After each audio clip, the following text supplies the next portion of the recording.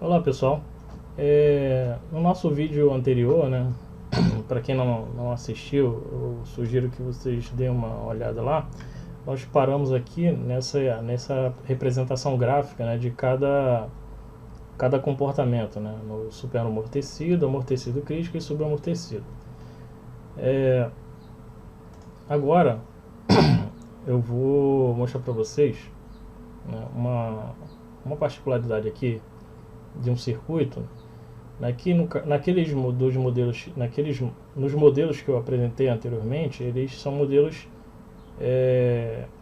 teoricamente de fácil entendimento, no sentido de obter ali a equação diferencial, né, de forma um pouco direta. Nesse caso aqui é um modelo daqueles em que nós não conseguimos aqui tornar, nesse caso aqui, né, como eu tenho dois indutores, eu não consigo aqui tornar esse circuito, esse indutor aqui, equivalente, né?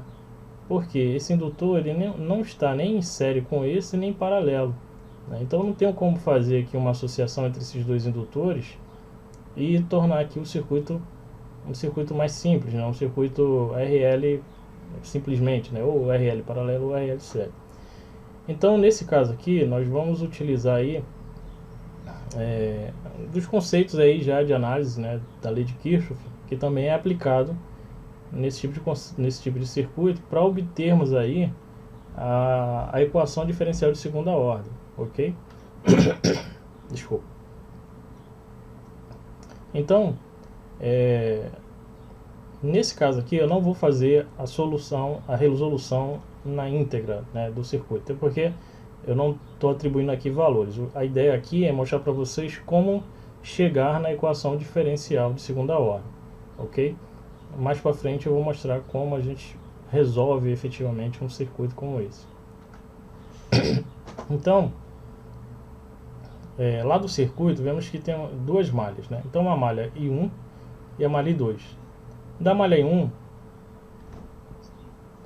analisando essa malha I1 aqui, eu levantei essas equações aqui, né? Então cheguei nessa equação aqui. Esse R12 aqui é a soma desses dois resistores aqui, só para não ficar repetindo aqui entre parênteses. E usando aqui, né, o operador R, né, dizendo que R igual a dt, só para simplificar aqui a equação, então no lugar aqui de dt eu coloquei R, então ficou L1 R mais R12, né? E esses dois termos aqui, como ele multiplica a corrente 1, então ficou em evidência aqui. Desculpa.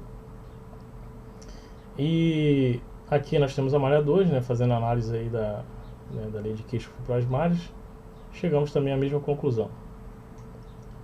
Como desejamos ali conhecer a equação diferencial em função da variável I2, né, ou seja, da corrente I2, então eu tenho duas equações aqui, né, então eu posso montar aqui um sistema de equação. E como se trata de um sistema de equação, né, eu tenho algumas opções. Eu poderia colocar o I1 em função de I2, né, e depois substituir aqui nessa equação, ou vice-versa. Ou eu posso aqui usar a regra de Cramer. Assim, eu particularmente eu considero mais adequado, né, mais fácil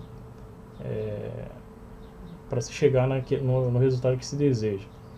Então, para quem não lembra aí, né, de como utilizar a regra de Cramer, deixa nos comentários aí que eu tento ajudar. Ou, né, se quiser, eu tenho uma playlist, né, onde eu falo sobre análise de circuitos lineares, e lá, né, eu mostro como, né, com mais detalhes de como chegar nesse entendimento aqui para aplicar a regra de Cramer. Então, como eu desejo só I2, né, então eu vou estruturar aqui a expressão para chegar nessa variável I2. E aí eu chego nessa equação aqui, né, igualando, né, e aí esse termo aqui que está no denominador eu passo para cá multiplicando. Quando eu faço isso, né, eu estou multiplicando todo esse termo vezes I2 e igualando a esse termo aqui. Como eu quero conhecer, né, a estrutura da equação diferencial né, de segunda ordem, tendo como variável i2, então eu volto à condição normal. Lembra que o r aqui é igual a d dt? Então aqui é r ao quadrado, né, vai ficar L1, L2, d ao quadrado, dt ao quadrado vezes i2, mais todo esse termo aqui está multiplicando o r, que o r é d dt, vezes i2, né? E aqui temos i2, r2. Então, aplicando esse conceito aqui, podemos chegar aqui na equação diferencial, e por meio dessa equação diferencial, aplicamos aí, né, os métodos, né, da equação característica para determinar as raízes e assim verificar, né, o tipo de comportamento, né, desse circuito, né, se ele terá um amortecimento supercrítico, ou se o amortecimento será crítico, ou se ele será subamortecido, né. Percebam uma outra coisa aqui, né, que esse termo aqui que está entre colchetes, ele já é a estrutura da equação característica, né. A única coisa que faltaria fazer aqui era tornar o termo aqui de maior grau unitário, né? Mas a estrutura já está formada. Então, poderia já, se conseguir chegar até aqui, né, já conseguiria aí resolver, né, a resposta natural, né, aplicando aí essa equação característica, que é essa aqui, igualando a zero, ok? Igualando ela a zero. Beleza? Agora, né, espero não ter ficado alguma dúvida, né? Caso tenha tido alguma dúvida aí sobre essa abordagem aqui, deixa aí nos comentários, né? Eu sei que ficou aqui literal, né? Algumas pessoas não gostam muito, mas como eu estou tratando aqui de uma parte mais conceitual, então por isso que eu deixei aqui literal. Mas eu vou dar alguns exemplos, né? E a gente pode chegar aí a um entendimento melhor, né? Usando números, tá? Mas se você conseguir compreender, né, esse conceito, né, então isso você consegue, qualquer análise você vai conseguir fazer de boa. Agora vamos analisar aí, né, uma vez que já estudamos aí a parte de resposta natural, vamos olhar aqui para a resposta forçada. Nesse caso da resposta forçada, vamos partir de um conceito que é muito similar, né, ao que eu costumo utilizar na análise lá que eu fiz, né, do circuito de primeira ordem. A resposta forçada em sistemas lineares, né, ela é uma solução, né, um modelo matemático que vai modelar o comportamento forçado daquele circuito, ok? Ou seja, quando ele chega no seu regime de estabilidade, ou seja, quando ele chega no seu regime permanente, seu regime estável, né? Todos os componentes, né, do circuito já se carregaram, né, atingiram sua estabilidade, então ali tem um comportamento.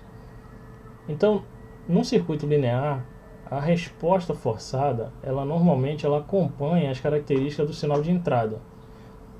Então, perceba o seguinte, a estrutura da equação diferencial, né, de segundo grau, de segunda ordem, né, da resposta forçada, ela é semelhante ao formato, né, a estrutura da equação diferencial de segunda ordem da resposta natural.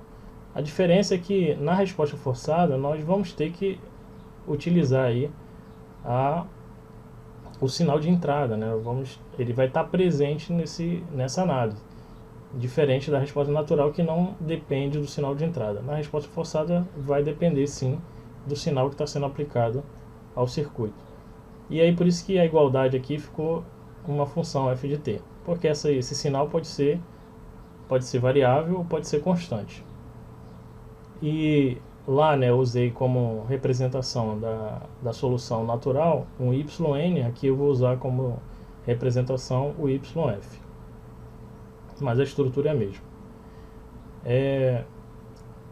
Então, como eu havia dito, né, que o sinal, né, a resposta forçada, nós partimos do princípio que ela vai acompanhar as características do sinal de entrada. Então, por exemplo, se o sinal de entrada é uma constante, então entendemos que a resposta será uma constante, né?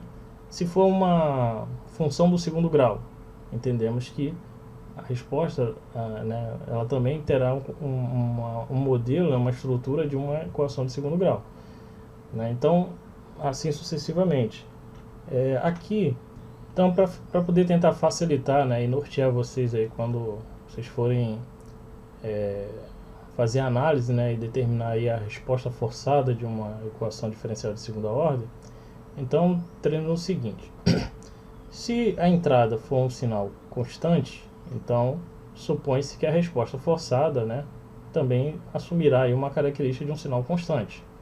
Se for uma função linear de primeira ordem, então supõe-se que a resposta ela terá essa estrutura aqui também, né, ou seja, uma equação linear de primeira ordem completa, né? Se for uma função do segundo grau, né, então supõe-se que a resposta também terá uma estrutura segundo grau. Perceba que, embora aqui não apareçam, né, outros elementos, né, mas como se trata aqui de uma função linear, então a estrutura de uma função linear é essa aqui, né? Você tem um termo aqui que multiplica a variável mais uma constante. E na estrutura de uma equação de segundo grau, ela também tem toda essa estrutura aqui que deve ser aplicada, né, como teste para a solução. Então aqui, ó, se for um sinal senoidal, né, ou se fosse cossenoidal também, então ela terá, né, como solução proposta, né, essa estrutura aqui, né, a soma, né, a soma das duas funções seno e cosseno, né? Então teria aqui uma constante vezes o seno mais uma constante vezes o cosseno, ok? E se for uma exponencial, ela terá também a mesma característica de uma exponencial. Então, esses conceitos aqui são interessantes para poder aí, conseguir determinar ali a resposta, né, forçada do circuito, ok? Eu vou aqui nesse exemplo, que eu vou mostrar para vocês, uma aplicação aí desse raciocínio para determinar a equação, né, ou seja, a resposta forçada de um circuito. Então, eu tenho aqui um circuito RLC paralelo, tenho aqui uma corrente, né, que é o objeto de estudo, né, que é a corrente IT no indutor. Tenho aqui o sinal de entrada, né, aqui tem um sinal, um degrau, né, de corrente, né, sendo que o IS, né, ela é uma função exponencial. E aí o seguinte, primeiro o que temos que fazer, né? Entendendo que, como aqui é um degrau de corrente, isso quer dizer o quê? Que para valores de tempo menores do que zero, o sistema estava totalmente sem energia, né? Não tinha energia no circuito, né? Estava na sua condição de repouso. Para valores de t maior que zero, então a função, o sinal de corrente passou a alimentar o circuito, né? Então temos aí essa expressão aqui que é o valor da corrente. Veja que o sinal de corrente aqui ele é variável no tempo, né? Não é constante. Um primeiro passo é obter a equação diferencial do circuito, né? Usando toda aquela metodologia já vista anteriormente, né? Quem não acompanhou está no primeiro vídeo, né? Como chegar nessa estrutura aqui. E aí temos aí a equação diferencial, né? Então aqui é a equação diferencial para a resposta forçada, não é a resposta natural nem a resposta completa, é só forçada, que é o que nós estamos só para poder fixar aí o entendimento. Então, partindo aqui dessa equação diferencial, vamos ter o seguinte raciocínio. Como foi dito anteriormente, né, como se trata de um circuito linear, então o sinal de entrada, né, ou seja, o sinal de saída, a gente supõe, né, que ele vai ter características similares ao sinal de entrada. Então, lá naquela tabelinha que nós vimos lá, né, que se o sinal de entrada for uma exponencial, o meu sinal de saída também será uma exponencial, né? Porém, eu tenho uma constante a ser determinada, né, que eu ainda não sei. E aí o que acontece?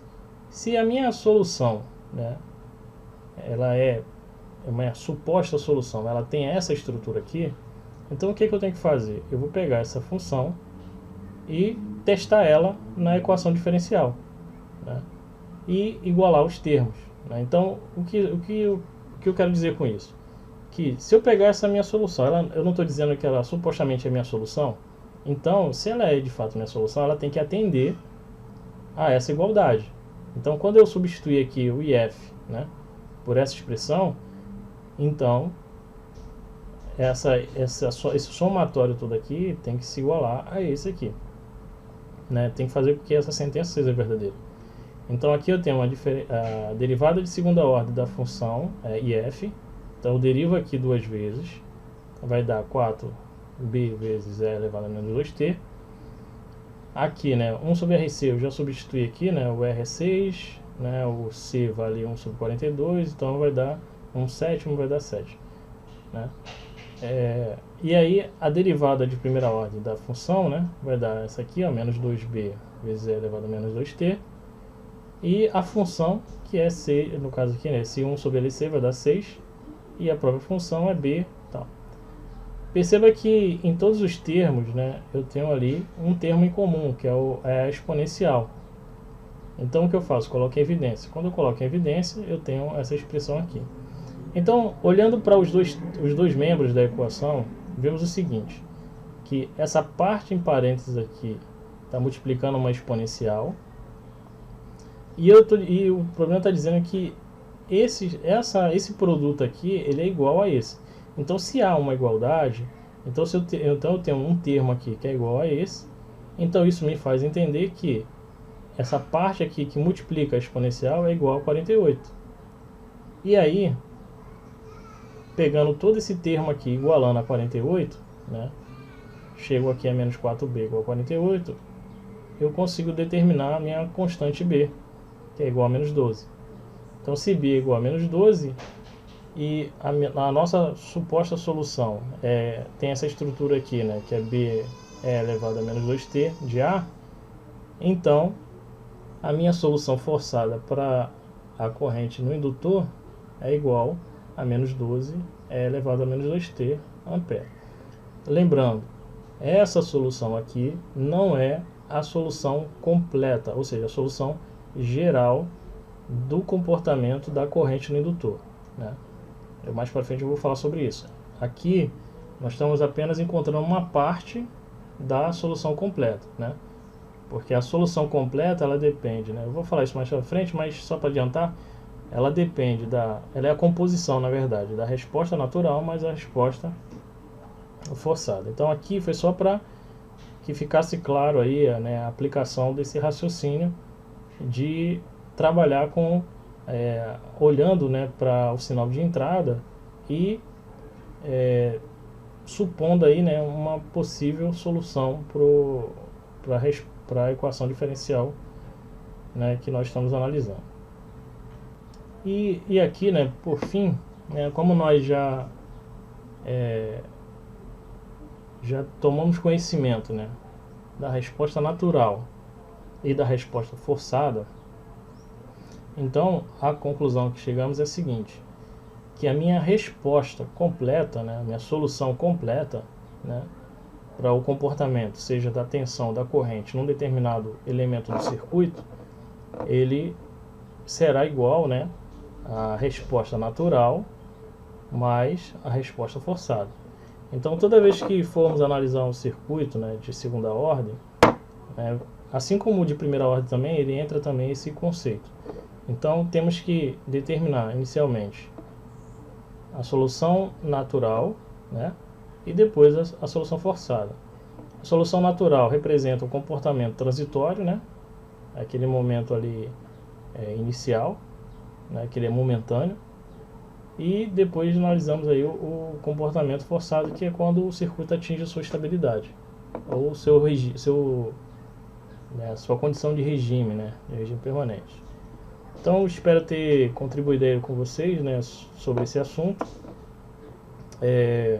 Caso tenha ficado alguma dúvida, né, deixa aí nos comentários. Se né, ficou faltando alguma coisa, né, algo não ficou bem claro, também você pode deixar aí nos comentários.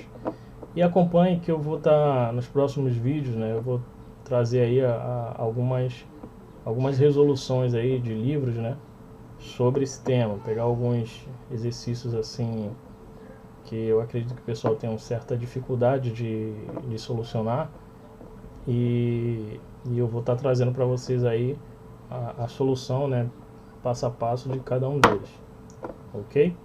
Então, você que não é inscrito no canal, se inscreva, ajuda aí na divulgação aí do nosso canal.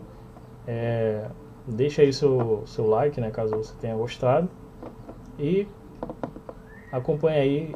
Até uma próxima.